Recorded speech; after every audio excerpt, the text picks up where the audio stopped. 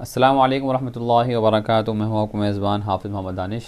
مفتی صاحب، ایک صاحب سوال کرتے ہیں، شیئر مارکیٹ میں پیسہ لگانے کے کیا شرائط ہیں، وضاحت فرمائیں۔ بسم اللہ الرحمن الرحیم۔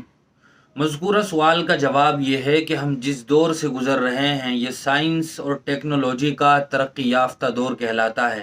اس زمانے میں تجارت، بزنس اور کاروبار نے بھی مختلف شکلیں اختیار کر لی ہیں۔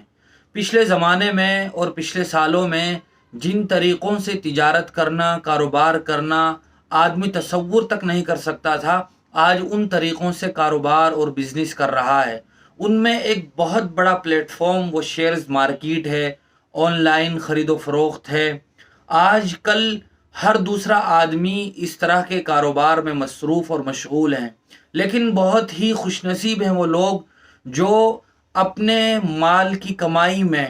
اور بزنس کرنے میں حلال طریقہ اختیار کرتے ہیں اور شریعت کے احکام سے روگردانی نہیں کرتے ہیں۔ ایسے ہی لوگوں کے بارے میں اللہ تبارک و تعالیٰ نے قرآن مجید میں کہا ہے، رجال لا تلہیہم تجارت ولا بیع عن ذکر اللہ واقام الصلاۃ وایتاء الزکاۃ، کہ بہت سارے لوگ وہ ہوتے ہیں کہ جن کی تجارت اور جن کا بزنس ان لوگوں کو اللہ تبارک و تعالیٰ کے ذکر سے غفلت میں نہیں ڈالتا ہے، بلکہ وہ کاروبار اور بزنس کرتے ہوئے بھی تمام تر احکام خداوندی کو بھی ملحوظ رکھتے ہیں، اور کاروبار کے بزنس کے جو شریعت کے طریقے ہیں اور احکام ہیں ان کو بھی وہ فالو کرتے ہیں اور ان کو تسلیم کرتے ہیں، اور اپنے کاروبار میں، تجارت میں ان کا لحاظ رکھتے ہیں۔ چنانچہ شیئرز مارکیٹ یا آج کے زمانے کا بہت بڑا پلیٹ فارم ہے جہاں بہت سارے لوگ کمپنی میں اپنے شیئرز خریدتے ہیں اور نفع حاصل کرتے ہیں۔ شریعت اسلامیہ کی روح سے شیئرز مارکیٹ کے لیے چند شرائط کو ملحوظ رکھنا ضروری ہے۔ نمبر 1، جس کمپنی میں یا جس چیز میں ہم اپنا شیئر خرید رہے ہیں وہ کاروبار حلال ہو، حرام نہ ہو، یعنی وہ کاروبار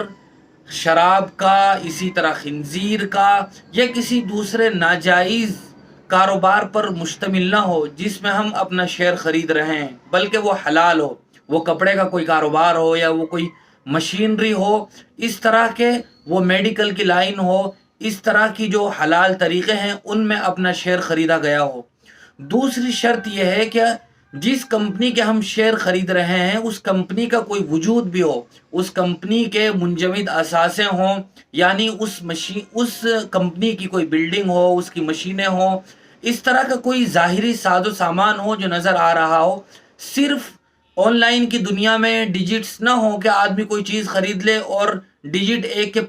کے پاس سے دوسرے کے پاس منتقل ہو جائیں، بلکہ اس کمپنی کا کوئی وجود ہو، اس کے ایسٹس موجود ہوں، لہذا ایسی کمپنی میں شیئر خریدنا جائز ہے۔ تیسری شرط یہ ہے کہ وہ کمپنی ایسی ہو کہ جو سودی کاروبار نہ کرتی ہو، لیکن آج کل ہر کمپنی ایسی ہے جس میں سودی کاروبار ہوتا ہے۔ کوئی ایسی کمپنی یا کوئی ایسا پروڈکٹ نہیں ملے گا کہ آدمی اس میں شیئر خریدے اور اس میں سودی لین دین نہ ہوتا ہو، الا یہ کہ کوئی ایک دو ہو۔ البتہ عام طور پر ایسی کمپنیاں ہیں جو ساتھ ساتھ میں سودی کاروبار بھی کرتا ہے، تو اگر کوئی آدمی ایسی کمپنی میں ہی شیئر خرید رہا ہے جو سودی کاروبار بھی کرتی ہے، تو آدمی کے لیے اگر ممکن ہو تو وہ اپنی طرف سے آواز اٹھائے، کوشش کرے کہ یہ سودی لین دین ختم ہو۔ لیکن اگر ایسا بھی ممکن نہ ہو تو جب آدمی کو اپنے شیئر کے نتیجے میں بینیفٹ اور نفع حاصل ہو جائے تو اس کا اتنا فیصد حصہ وہ راہ خدا میں غریب اور مستحق آدمی کو بغیر ثواب کی نیت کے صدقہ کر دے، جو کچھ پرسنٹیج کے حساب سے سود بنتا ہو۔ آدمی اپنے طور سے حساب لگا لے 2.5% یا اس کے علاوہ جتنا فیصد بھی بنتا ہو، اتنا فیصد وہ آدمی سود کی رقم کسی غریب مستحق کو بغیر ثواب کی نیت کے دے دے، اور بقیہ رقم وہ پھر اپنے پاس رکھ کر استعمال کرے۔ اور ایک شرط یہ بھی ہے کہ اگر کوئی کمپنی ایسی ہے کہ جس کے پاس اپنے اثاثے نہیں ہیں، اس کی اپنی بلڈنگ نہیں ہے، سارا کا سارا کاروبار اس کا نقد کی شکل میں ہوتا ہے، تو پھر یاد رکھنا چاہیے کہ آدمی اگر کوئی اس طرح کی کمپنی میں شیئر خریدتا ہے تو وہ شیئر فیس ویلیو سے زیادہ کم یا زیادہ کر کے بیچنا جائز نہیں ہوگا، بلکہ جو بھی اس کا مارکیٹ کا فیس ویلیو ہوگا اسی میں ہی خرید و فروخت وہ کر سکے گا، بیچنا جائز ہوگا۔ یہ شیئرز مارکیٹ کی موٹی موٹی چند شرائط ہیں۔ اس کے علاوہ ہر کمپنی کی اپنی اس سے کم یا کچھ زیادہ بھی شرائط ہوتی ہیں، ان تمام تر شرائط کو شریعت کی نظر میں ملحوظ رکھنا بہت ضروری ہے۔ اللہ تعالی ہم سب کو عمل کی توفیق نصیب فرمائے۔ بہت بہت شکریہ مفتی صاحب آپ کا اسی طرح کی شرعی مسائل، مسنون دعائیں، حمدنات، احادیث، تفسیرات سننے کے لیے آپ ہمارے ادارے رقم یوٹیوب چینل کو سبسکرائب کریں، لائک کریں، شیئر کریں۔